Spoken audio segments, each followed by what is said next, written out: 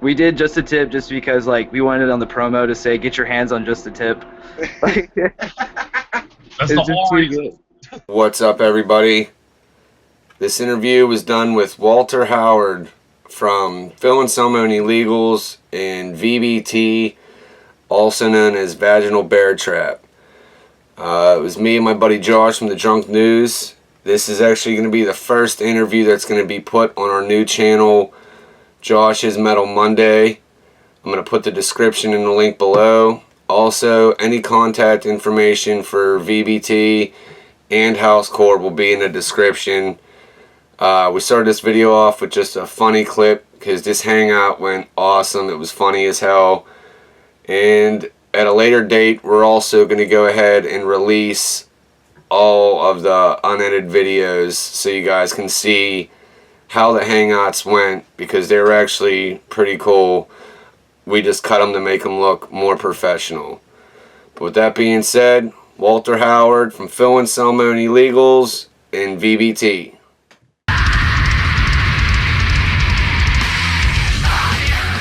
About 8 years now, since 2008.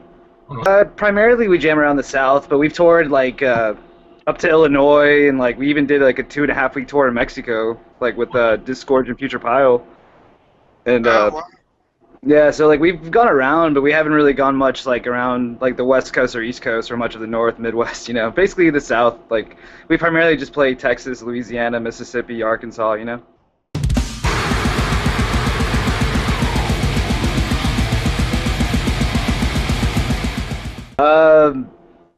Yeah, I mean, there's a bunch of random ass stories between like cops like trying to bribe us for like one reason or the other. Like one of them was just like, "Hey, we're thirsty. Give us 100 pesos." Like that, we just kind of whatever. Sure, here you go. And, like, it's just random shit, man. Like, yeah, the shows are always fun. Like, it made me laugh how much they didn't care. Like, if you were like stupid drunk. Like there was a dude that was just like passed out on the ground, sitting there. He looked okay, and we were like unloading our gear. We came back, and he's just sitting there and puke in the same spot. But everybody's just dancing around him. It was weird. They fucking go ape shit. Like Mexico City was hilarious because like when you watch them in the pit, they're just looking like they're fucking punching each other in the face, like so aggressively. But everybody's chill about it. Like I didn't see one single like like horrible fight. You know, everybody was just friendly. It was strange, man. They're really violent with each other though.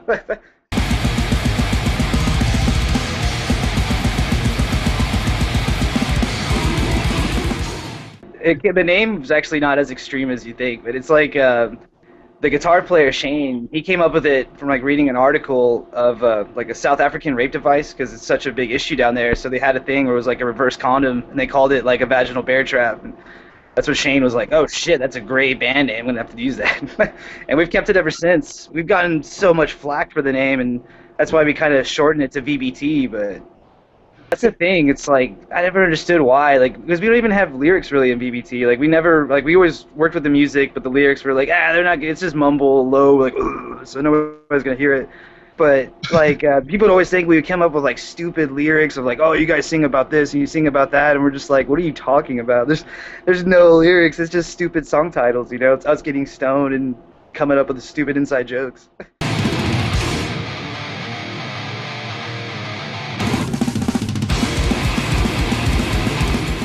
Yeah, I've played in Oppressive Force, which is members from like Corpus and Houston too. So like we were all scattered about, and I play in a band called Ball Gag. Yeah, and this black metal band called Sturmgewehr, and I had another band called Grieve too. I just keep playing around. You get in the group of friends that are all musicians, and then everybody has a different band, and they're like, "Whoa, you should jam over here. You should jam over here," you know.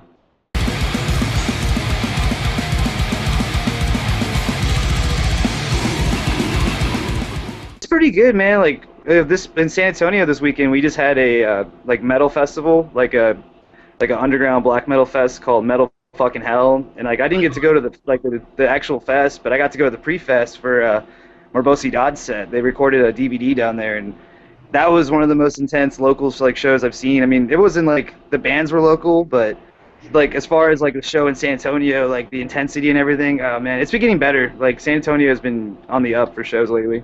Texas is so big, but you could go like every spot in Texas has its own unique scene with like Houston, Dallas, El Paso, the Valley, and like even San Antonio and Austin. We're like an hour apart, but the differences between the scenes are like night and day, man. It's like totally different. Texas has got so many fucking bands. They're just so killer, man. Like it's me and Mike are kind of hoping that with being in the illegals and like we're always trying to wear Texas shirts. So like we're trying to like get Texas more recognized, like our friends that people need to hear about here. It's like there's so many good acts over here.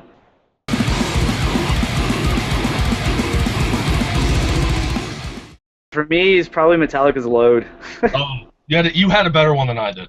Yeah, it wasn't much better after that though. Like I think the next one, it was Hanson or something. My dad gave me for Christmas. Hanson, are you serious? Yeah, my dad was like trying to give me a bunch of CDs for Christmas one year, and he was just like, I was really young. I remember he gave me like a Salt and Pepper CD, a Hanson CD, and something stupid. It made me laugh. He just totally thought that's what I was into. But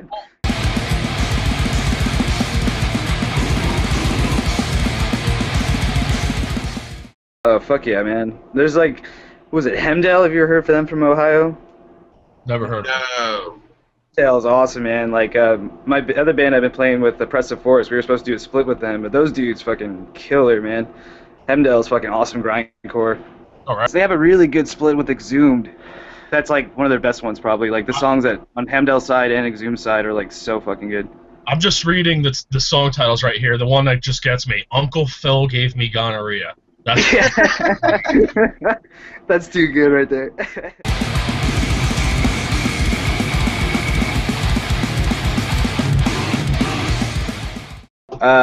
Man, when I heard Death Symbolic, like that album, like just hearing the riffs and like everything about it, man, I was like, I had to fucking pick up a guitar and like write riffs like Chuck, I was like, I need to fucking learn how to play this shit. Like, I was obsessed.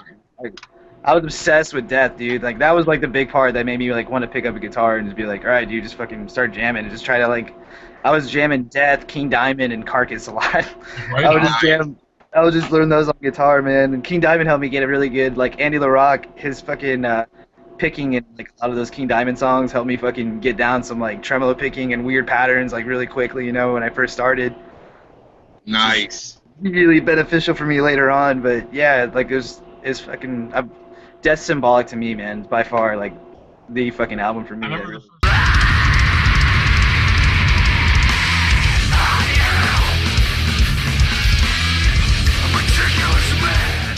Yeah, I mean, like it all started with Mike with when we played that show with Test and Flesh Hoarder, and like Mike watched me play, and he came up to me like literally as soon as I got done playing my set, and he was just like, "Hey man, I just got back. Like I want you to try out for the Illegals." And at the time, I was like, "What?" I tripped out. Like I was like, "Wait, you wanted me to do it?" Like I didn't really understand how. I was like, "What the fuck?" Like that was cool. Fuck. So like I was back in September of last year, and yeah, at the time I just kind of took it as a grain of salt and just like said, all right, well I'm gonna learn these songs and whatever happens happens. But yeah, it didn't like until March I finally got a phone call from Mike saying that, hey, we're gonna try to go to Phillips, and I was like sitting there stoked. We got to Houston, we get there, they're like, oh, the place is flooded out right now. So like I would have just stayed in for 3 days with Blue and Steven and Mike, and we just jammed out the Illegals tracks with everybody. For me, at least, with everybody, because before it was always just me and Mike jamming. And then May, I finally got to go over to Phil's house, man, and that was insane too. That was crazy, man. I was really trying. I didn't think I was gonna get that far, so I already kind of wrote it off in my head. I was like, it probably won't happen, but know the songs.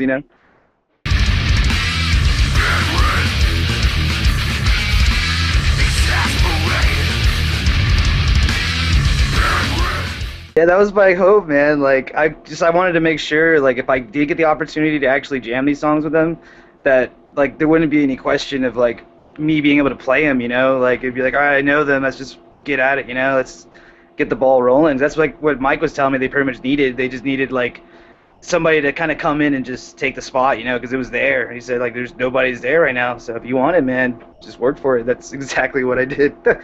Yeah, just busting ass, man. It's a once-in-a-lifetime opportunity, so you got to make the best out of it,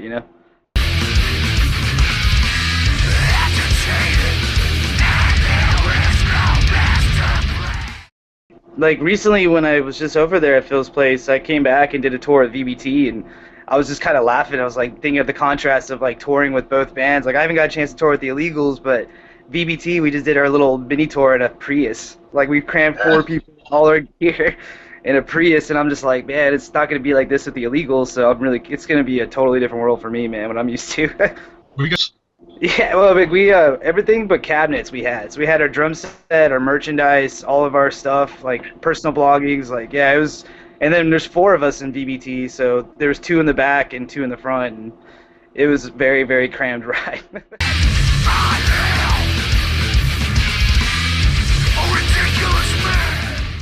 Oh yeah, and there's so many stories there. Like when you're walking around and like Phil will tell you like, oh yeah, this spot over here, this happened, this and that, blah blah blah, and just hearing like people have stayed there and like it's so much history there. It's crazy. But yeah, the surrealness of that whole fucking thing is weird. Like both times that I've been there, it's just as more surreal. Like something happens every time where it's just like there's one of those moments where I'm just like, this is how the fuck am I here? Like why am I here? Like when we were recording and the Superjoint guys just showed up and I have Jimmy Bauer in front of me and fucking like Kevin Bond behind me and then like Phil's just like right there in the corner and I'm just like, dude, what the fuck am I doing here, man? They're just like Jimmy's cracking jokes when I'm fucking playing the bass and I'm just like, shit, like I gotta fucking perform, but this dude is making me laugh my ass off, man.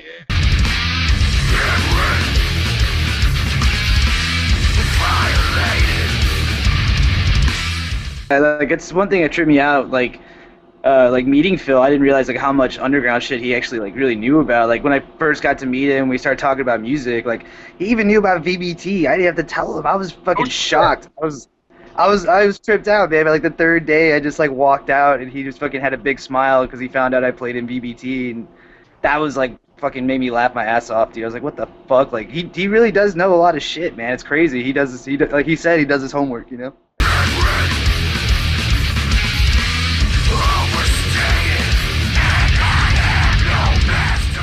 Yeah, like he had no idea until like 3 days into being there. The guy that does all the engineering, Steven Barragan, he actually watched us play in Austin with, I think it was Abysmal Lord. I don't know, he saw us play at the Dirty Dog, but yeah, he told me, because I was talking to him one morning and he was like, oh, you play in BBT? I was like, yeah. He's like, Vaginal Bear Trap? I was like, yeah. And he's like, oh, I saw you guys play, and that's when he told me he told Phil about us. But yeah, it was nuts, man. I was surprised Phil actually like was into it and listened to it and knew all about it. Dude, that was really weird. Cool. Yeah, that was crazy as fuck. That was like, it was already a mind fuck of a weekend, but that was just like, my world just got turned upside down for a second. I was like, I gotta go outside, give me a minute, just collect myself, like what the fuck is going on?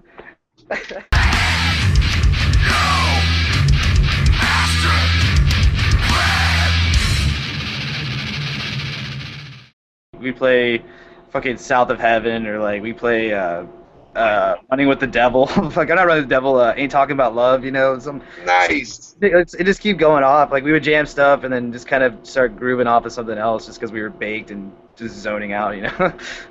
I learned 6 songs before I went in there, and like I knew those songs in and out, man. And then like as I got to jam with them, we wrote I think 4.5 songs with me too. So like that was. It was awesome. Those 6 songs though, I knew them like way better than I know any other songs I probably played like before. I learned them stupid. Like I could play them like with no music, do the right tempo and everything. It was dumb.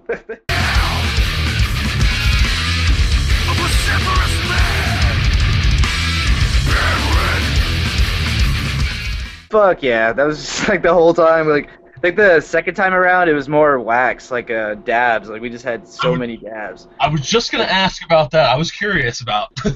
Yeah, and then like because they brought a little like rig, you know, a little like fucking bong to like smoke out of with it. So like before we just had pens, and that was impossible trying to go through like a couple grams of wax or just pens in like a few days, like 6 days, whatever. So.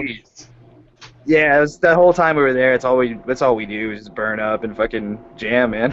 Yeah, they really do. Every time I've gone to play there, fucking, they've always hooked it up with like a lot of my friends have always been there at like our shows and fucking really good weed.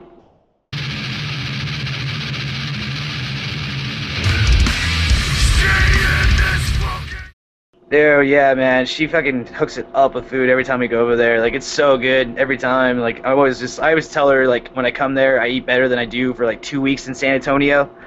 I'm like, Nice. yeah, I'm just like, thank you so much for this food. Like, she made us like pork loin wrapped in bacon with Oh, cheese. Like, first day I got there, she made us crawfish and eggs. Like, it was fucking. I never even had crawfish and eggs before. That's like a totally new thing for me. But it was great. I was like, fucking hey, like, yeah, she always hooks it up, man. She makes awesome food.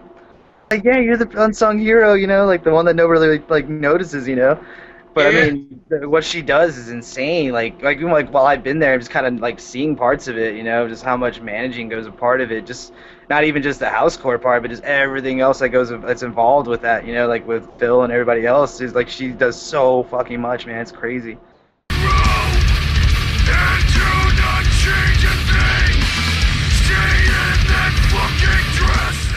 Yeah, I play there like probably 6 times, I think, 6 or 7 times. I'm gonna play there again in September for a fest that they're having over there. But Nice. yeah, like we always like to go down there. Like, it used to be our thing every spring break. We would go down. Like when me and the guitar player were in college, we would just go over to like we would do Louisiana, Mississippi, and maybe a Texas show and come back. It was like our little 5-day excursion. But we'd always like go to Baton Rouge and New Orleans and go up to Vicksburg or Little Rock or something. But yeah, New Orleans is always fun as fuck. We always played shows with Fat Stupid Ugly People. Like, those dudes are awesome. Hollis is our good homie, and fucking Hollis, Angus, fucking Chris, all them, man. They're badass dudes. Oh yeah, they have a bunch of killer ass bands down there, dude. Like, it's pretty insane. Like, it's diverse too. Like, just like so many different fucking kind of like bands coming out of like New Orleans area. It's such its own different world, because I mean, like, especially like in Texas, like, you can drink till like 2 a.m. pretty much everywhere in Texas. Like at bars, you know, you can't buy till like after like midnight, you know. But in New Orleans, a trip to South where you can just go buy alcohol 24 hours. You can drink it outside, like go walk bar to bars. Weird to me, man. Like, it's just, and yeah, it's just really different. Like, everything about it, the vibe, everything is just totally different.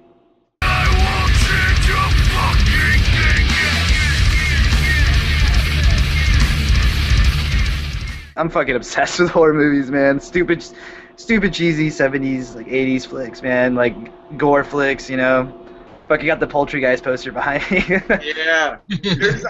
You were saying the New Orleans horror movie. If you get a chance, I don't know if you heard of it. You may have already. It's the Hatchet trilogy. Hatchet 1, 2, 3. Yeah, I love that movie is so great, man. Those are like one of the best like newer serial killer kind of movies coming out, man. Like, that was fucking awesome. It was just like old traditional, like, I'm just gonna have this dude show up and just fuck everybody up in all kinds of stupid, like, weird ways. Like the chick that gets her face like belted off, whatever, like with a sand belter, just like fucking shredded off her face.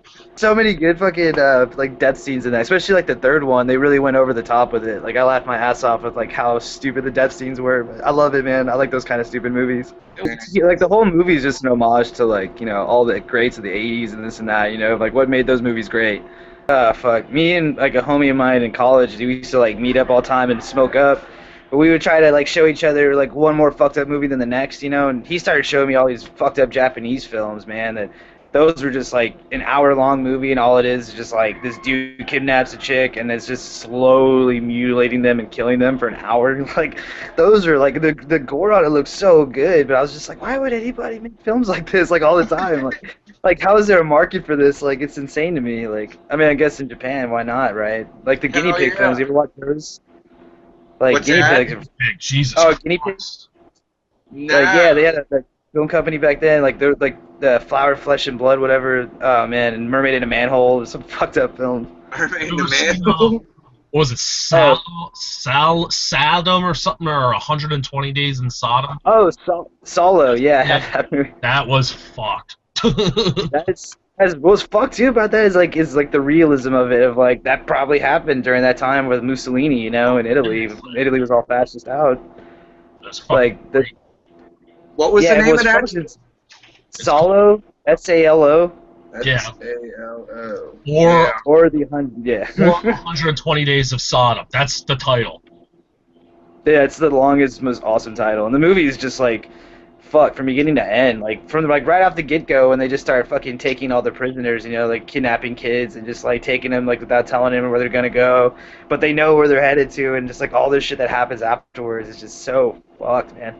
Great movie though. It's like even Criterion put it out. Like, and Criterion only does like, you know, really big like classic movies. You know, like so it made me laugh, and I was like, wait, Criterion did one for Solo. It's like that movie's so fucked up.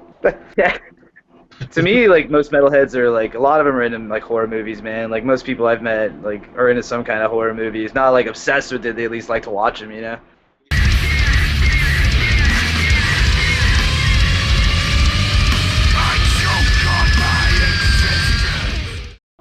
New band, like local or anywhere? Like, Yes, anywhere that's just something that's new that got released or. Id from Austin, man. And I just realized another album right now. Abhorrent, man. They're from San Antonio. Their newest album just came out fucking not that long ago.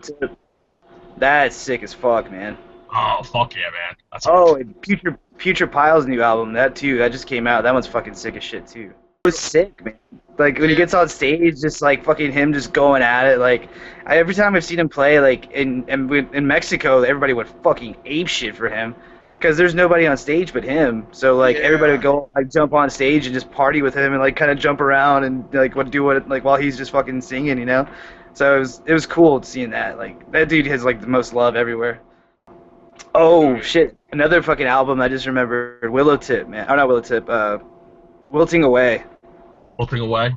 Yeah, Wilting Away is fucking. That's such a killer album, man. It's like their first demo they just put out recently. Like they fucking did a killer job. It's with a bunch of homies of mine fucking playing in it right now. That's like a super thing for us, like people in the Austin region.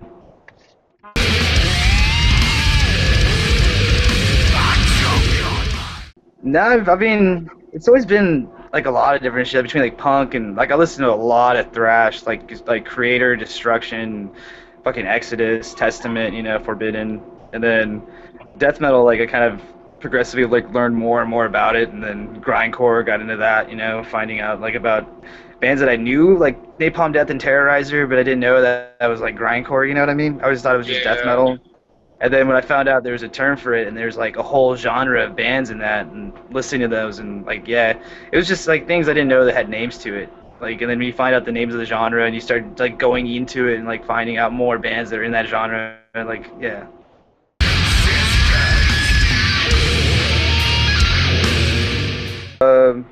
dude, if I ever play with Pete Sandoval from Morbid Angel, that'd be fun as fuck. Oh, right on. That dude, such a sick drummer. I'd fucking love to jam with that guy. And fuck, who else, man? Fucking Matt Harvey from Exhumed and Gruesome. That'd be awesome. Right on. Who would be the singer for the supergroup? That's a good one. I don't know. I might just have like anybody just use a pitch shifter and just have somebody just put their head in a toilet and then just have the microphone in it with the pitch shifter.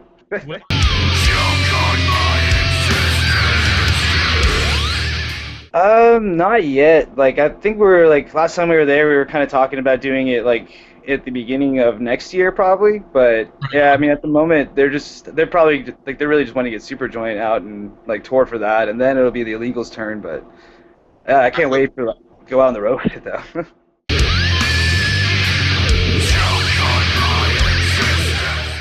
Yeah, we have some, like, we got a couple in the Valley. We're playing in Laredo in July.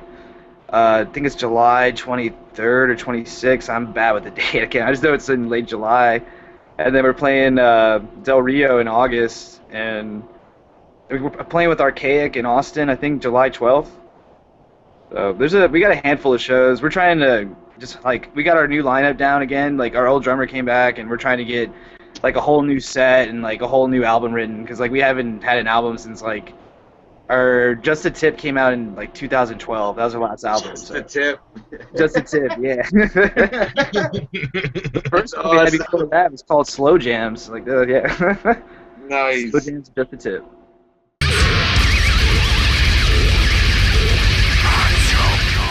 Just fucking I can't wait to fucking get this album. Everybody to hear this album, dude. For the Illegals, even for the Illegals and VBT both, man. Like they're fucking both just two insane pieces of work, man. Like there seems like two totally different worlds, but they almost meet in the same place. You know what I mean? As far as like extreme music.